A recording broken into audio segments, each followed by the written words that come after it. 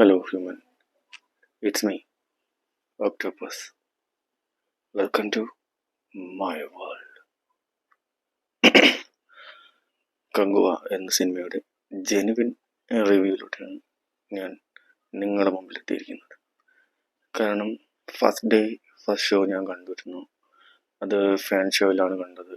അവരെ കൂടെ കണ്ടപ്പോഴത്തേക്കും എനിക്ക് മോശമായി തോന്നിയില്ല. പക്ഷേ ചില പ്രമുഖർ അത് മോശമായി പറഞ്ഞപ്പോൾ ഇതിലെന്താണ് എനിക്ക് മോശമെന്ന് തോന്നിയായിരുന്നു. അങ്ങനെ ഞാൻ ഒരു തവണയും കൂടെ കാണാൻ പോയി, കണ്ടു. അവിടെ എനിക്ക് മോശം തോന്നില്ല. എൻ്റെ ഫാമിലിയോട് വീണ്ടും ഒരു തവണ കാണാൻ പോയി. അങ്ങനെ 3 തവണ ഞാൻ കണ്ടിട്ടാണ് ഈ റിവ്യൂ നിങ്ങളുടെ മുമ്പിൽ പറയുന്നത്.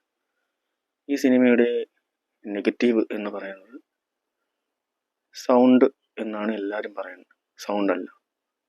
സൗണ്ട് കറക്റ്റ് ഒരു സിനിമ എങ്ങനെ എടുക്കുന്നു ആ രീതിയിൽ തന്നെയാണ് ഇതിൻ്റെ കറക്റ്റ് വോളിയം പാറ്റേൺ എല്ലാം കൊടുത്തിരിക്കുന്നത്. നിങ്ങൾ സൗണ്ടിൻ്റെ കാര്യം പറഞ്ഞു.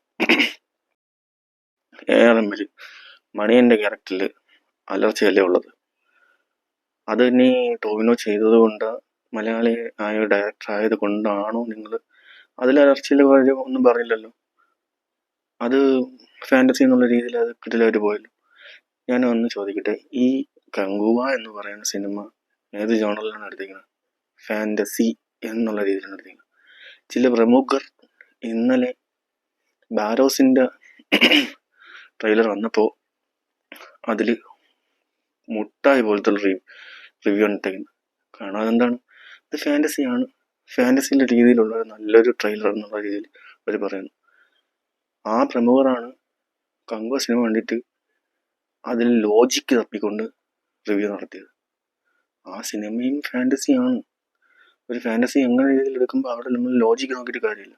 കാരണം അതിൻ്റെ ഇതിൽ വെണ്ടക്കക്ഷത്തിൽ എഴുതിയിട്ടുണ്ട് ഇത് ഫാൻറ്റസി സിനിമയാണ്. ഫാൻറ്റസി എന്നുള്ള രീതിയിൽ കാണുമ്പോഴത്തേക്കും സിനിമ നന്നായിരിക്കും. അല്ലാതെ അതിൽ ലോജിക്ക് നോക്കി മറ്റൊരു സിനിമയായിട്ട് കമ്പാരിസൺ നോക്കി അതിങ്ങനെ നോക്കുമ്പോഴാണ് സൗണ്ട്. വോളിയം ഏറ്റവും ഹൈ ആയിട്ടുള്ള സിനിമ ഞാൻ പറഞ്ഞുതരാം, ഒരു പുല്ലും കേൾക്കാൻ പറ്റുന്നത് ലോകേഷ് കനകരാജിൻ്റെ സിനിമയിലെ ലാസ്റ്റ് ക്ലൈമാക്സിനോട് അനുബന്ധിച്ച് വരുന്ന എല്ലാ ഇതിലെയും സൗണ്ട് പിടിയും കുത്തും പോവുകയോ അല്ലാതെ കണ്ണ് തുറക്കാൻ പറ്റാത്ത രീതിയിലുള്ള വോളിയമാണ് അതിലുള്ളത്. അത് കുഴപ്പമില്ല നിങ്ങൾക്ക്, അതിന് ചെവിന് ചോരയും വന്നിട്ടില്ല. ഈ ഒരു സിനിമയിൽ ഒരു കാടിൻ്റെ പശ്ചാത്തലത്തിലായതുകൊണ്ട് അതിൻ്റെ രീതിയിലുള്ള കാട്ടുവാസികൾ പിന്നെ അലറാതെ പിന്നെ എന്തൊരു വാമൊഴി മാത്രമുള്ള കാലഘട്ടത്തിൽ ഹലോ നമ്മൾ യുദ്ധത്തിന് പോകാൻ പോവുകയാണ്, നിങ്ങൾ ഈ യുദ്ധത്തിൽ തയ്യാറായിരിക്കുന്നത് ആരാണ്? എൻ്റെ രക്തവും നിന്റെ രക്തവും ഒന്നായതുകൊണ്ട് നമുക്ക് യുദ്ധത്തിൽ ഇങ്ങനെ പോകാൻ കേട്ടോ. ഇങ്ങനെ സമാധാനപരമായിട്ട് മറ്റേ അടൂർ ഗോപാലകൃഷ്ണൻ്റെ അവാർഡ് സിനിമയിൽ സംസാരിക്കണമെന്നാണോ നിങ്ങൾ പറയുന്നത്? ഞാൻ ജെനുവിനായിട്ടുള്ള ഒരു റിവ്യൂ പറഞ്ഞുതരാം. സൂര്യയുടെ കരിയറിൽ ഏറ്റവും കൂടുതൽ അഭിനയിച്ചിരിക്കുന്നത് ഈ ഒരു സിനിമയിലാണ്. ഏറ്റവും കൂടുതൽ റിസ്ക് എടുത്ത് ചെയ്തിട്ടുള്ളത് ഈ സിനിമയിലാണ്. ഞാനിപ്പോൾ പറയുന്നു, അയാൾക്ക് ഈ സിനിമയ്ക്ക് എന്തായാലും ഒരു അവാർഡ് കിട്ടും. മേ ബി സ്റ്റേറ്റ് അവാർഡ് അല്ലെങ്കിൽ നാഷണൽ അവാർഡ് അയാളുടെ അഭിനയത്തിൽ. അപ്പോൾ ഈ മനഃപൂർവ്വം ഹേറ്റേഴ്സ് തൻ്റെ താരങ്ങൾ മുകളിൽ പോകാൻ പറ്റില്ല എന്നുള്ള രീതിയിൽ താത്ത് കെട്ടുന്ന ഇയാളുടെ സിനിമയ്ക്ക് വീണ്ടും ഒരു അവാർഡ് കിട്ടും. ഞാൻ 100% പറയുന്നു. ഫാനിസം ഇതിൻ്റെ ഇടയ്ക്ക് എന്തിനാണ് എടുത്തത്? സാധാരണ സൂര്യയിലെ സിനിമകളെല്ലാം അൺറേറ്റഡ് ആക്കുന്നുണ്ട്. അൺറേറ്റഡ് ആക്കി ഇതുപോലെ ഓരോന്നും കഴിയുമ്പോഴത്തേക്കും ആ സിനിമ കൊള്ളാം.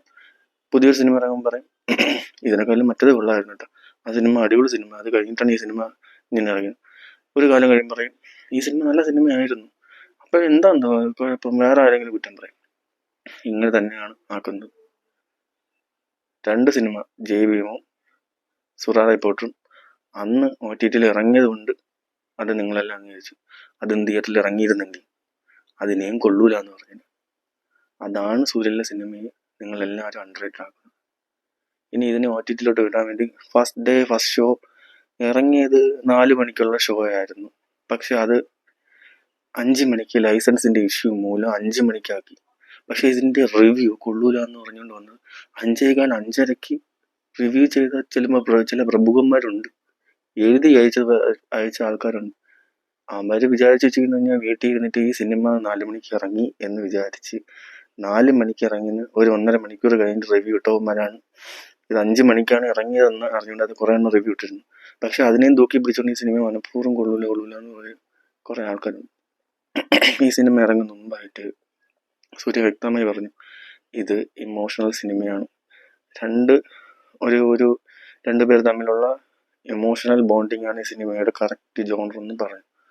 ഈ ഇമോഷണലില് കണക്ട് ആവില്ല എന്ന് പറയുന്ന ചില പ്രമുഖന്മാരുണ്ട്. ഇതെന്തുകൊണ്ടാണ് കണക്ട് ആവില്ല എന്ന് പറഞ്ഞു? പ്രമുഖനായ ഒരു യൂട്യൂബർ കുക്ക് അയാൾ പറഞ്ഞു, വടംവലിക്കാണ് സൂര്യയിൽ ഒരു വടംവലിക്കാരനാണ്, ആ വടംവലിയാണ് ഇതിന്റെ മെയിൻ പരിപാടി എന്ന് പറഞ്ഞു.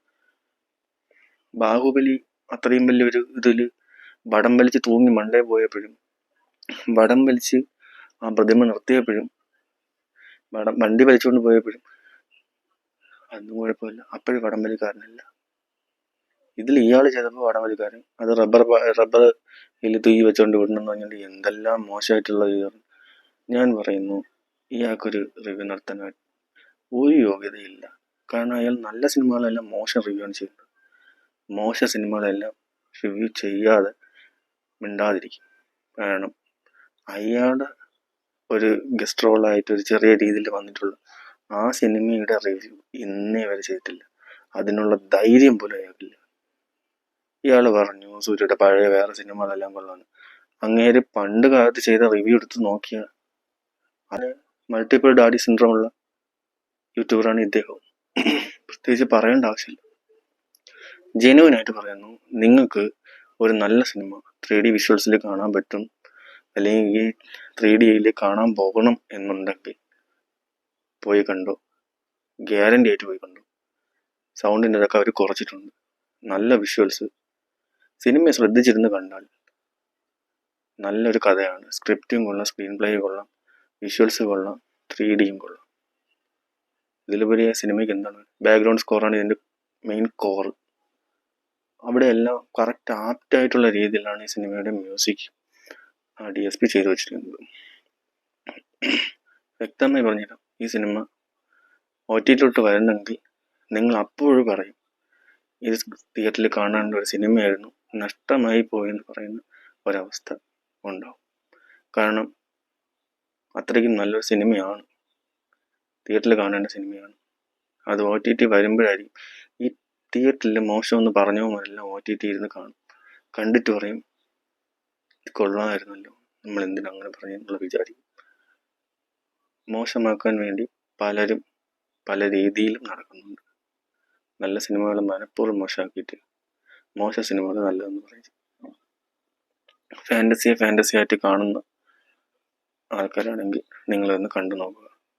അപ്പോക്കലിസ്റ്റുകളും ഇതുപോലുള്ള ഒരു കാടിൻ്റെ പശ്ചാത്തലത്തിൽ വരുന്ന കാട്ടുവാസികളുടെ പഴയ കാലഘട്ടത്തിൽ വരണവരൊക്കെ ഇതുപോലുള്ള അലർച്ചയും കാര്യങ്ങളാണ്. ഇപ്പോൾ നമ്മൾ എൻ്റെ താഴെ ഞാൻ കാണിച്ചു തരാം. ഇപ്പോഴും ആഫ്രിക്കയിലെ കൾച്ചറിൽ അവിടെയുള്ള കാട്ടുവാസികളും വാമൊഴി കൂടി സംസാരിക്കുന്നത് അലർച്ച തന്നെയാണ്. അവരുടെ അടുത്ത ഒരു ദ്വീപിനെയും അവരെ പവറിനെയും അവരെ പവർഫുൾ ആയിട്ടുള്ള ഒരു ക്യാരക്ടറാണെന്ന് കാണിക്കുന്നതും ഇത് മറ്റുള്ളവരെ പെമ്പിള്ളേരെ മുമ്പിൽ ഷോ കാണിക്കുന്നതും എല്ലാം അലർച്ച തന്നെയാണ്. നിങ്ങൾ അലർന്നില്ലേ? ഒരു അടി വരുമ്പോഴത്തേക്ക് അല്ലെങ്കിൽ ഒരാളെ ചീത്ത വിളിക്കാൻ നേരത്തെ നിങ്ങൾ സൗണ്ട് വോളിയം പൊങ്ങൂലല്ലേ? അടിക്കാൻ പോകുമ്പോഴത്തേക്കും ഉറച്ചല്ലേ സംസാരിക്കുന്നത്? നീ പോടാ, ഇങ്ങനെയാണോ സംസാരിക്കുന്നത്? നീ പോടാ, ഞാൻ അടി കൂടാൻ വരുന്നില്ല, നീ പോ, ഇങ്ങനെയാണോ സംസാരിക്കുന്നത്? അല്ലല്ലോ, പോടാന്നല്ലേ പറയുള്ളൂ. അവിടെ നിന്ന് സൗണ്ട് പൊങ്ങൂല. അതിനി നിങ്ങളുടെ പ്രമുഖ താരങ്ങൾ അഭിനയിക്കുമ്പോൾ മാത്രമേ അങ്ങനെ വരാവുന്നുണ്ട്. ഏത് നടൻ ഈ സിനിമ ചെയ്താലും ഇതുപോലെ തന്നെയാണ്. തങ്കലാനെ നിങ്ങൾ ഫ്ലോപ്പാക്കിയത്. അത് നല്ലൊരു സിനിമയായിരുന്നു. അയാൾ ഇത്രയും കാലം കഷ്ടപ്പെട്ടതിന് ഒരു നല്ല രീതിയിലുള്ള ഇത് കൊടുത്തിട്ടില്ല. തങ്കലാൻ സിനിമ നിങ്ങളുടെ കുറച്ച് പ്രമുഖരായിട്ടുള്ള നടന്മാർ മാത്രം രക്ഷപ്പെടണം, അവരുടെ സിനിമകൾ മാത്രമേ കൊള്ളാവൂ എന്നുള്ള രീതിയിലാണ് നിങ്ങൾ ഉദ്ദേശിച്ച് ചെയ്യുന്നത്. അങ്ങനെയാണെങ്കിൽ പിന്നെ അവർ മാത്രം സിനിമ ഇറക്കിയാൽ മതിയല്ലോ. ബാക്കിയുള്ളവർ ഇറക്കണ്ട എന്നുള്ള രീതിയിൽ നിങ്ങൾ നോട്ടീസും ബാനും കൊടുത്തു. അതല്ലേ നല്ലത്. ചില മണ്ടന്മാരായിട്ടുള്ള ആൾക്കാർ ഈ പ്രമുഖന്മാരുടെ യൂട്യൂബിൻ്റെ ഇത് റിവ്യൂവിൻ്റെ താഴെ വന്നിരുന്ന് പറയുന്നുണ്ടായിരുന്നു. അവർ പറയുന്നത് വെച്ചാൽ ഫീൽഡ് ഔട്ടായ സൂര്യയെ ശിവ വിളിച്ചു വരുത്തി വീണ്ടും ഫീൽഡ് ഔട്ടായി. ഫീൽഡ് ഔട്ടായുള്ള സൂര്യയാണ് 2 വർഷത്തിന് മുമ്പായിട്ട് ദേശീയ അവാർഡ് എന്ന് വാങ്ങിച്ചത്. ഫീൽഡ് ഔട്ടുള്ള സൂര്യയിലെ സിനിമയാണ് 2 വർഷത്തിന് മുമ്പായിട്ട് ഓസ്കാർ നോമിനേഷനിൽ പോയത്. ഓസ്കാറിൽ ആ ഒരു ചടങ്ങിൽ ഡയറക്റ്റായിട്ട് പങ്കെടുക്കാനുള്ള ഒരു വോട്ടിടാനുള്ള ഒരു യോഗ്യതയും കിട്ടിയിട്ടുള്ളത് ഈ ഫീൽഡ് ഔട്ടായിട്ടുള്ള ഒരു നടനാണ്. നിങ്ങളുടെ പ്രമുഖ ഫീൽഡിൽ നിൽക്കുന്ന എത്ര പേർക്ക് അതിനുള്ള യോഗ്യത കിട്ടിയിട്ടുണ്ട്? ഇല്ലല്ലോ. അതാണ് ഒരാളുടെ അഭിനയത്തിന് കഴിവ്. ഇനിയും മനസ്സിലാക്കുക. ജെന്യുവൻ ആയിട്ടുള്ള റിവ്യൂ ആണ്. എപ്പോഴും പറയുന്നു, തിയേറ്ററിൽ ഈ സിനിമ മിസ്സായി കളഞ്ഞു, അത് നിങ്ങൾക്ക് തീരാ നഷ്ടമാണ്. 3D കാണാനുള്ള സിനിമ 3D തന്നെയാണ് കാണാനുള്ളത്. Thank you.